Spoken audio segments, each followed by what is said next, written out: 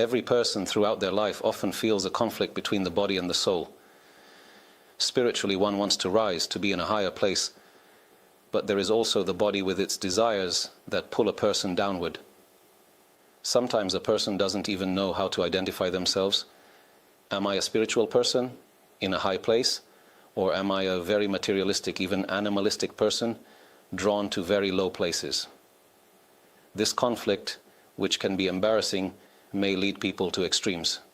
Some are drawn to the extreme of spirituality, trying to be very spiritual to the point where they view the body as an enemy to fight against.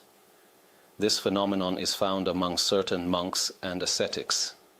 There are those in various approaches around the world who see the body as the enemy.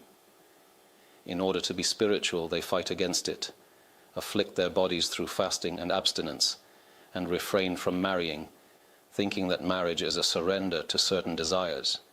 Even if he marries a woman, he may prefer to live as a monk for his whole life, living in poverty and deprivation, dressing in a very humble way, and not enjoying anything.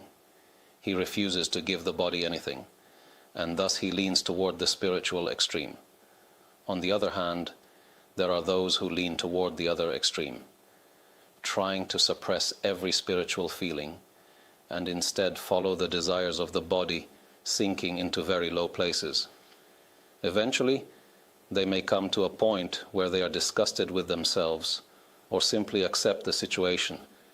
This is who I am, like an animal, living this way. The question is, what is the right approach? King Solomon, in the verse before us, Proverbs 12:10, gives a parable. This parable is true in itself, regardless of the interpretation. In the interpretation, he addresses the question we raised, how to find the right balance between the material and the spiritual. So, first we will learn the parable, which is important in itself and entirely true, and then we will move on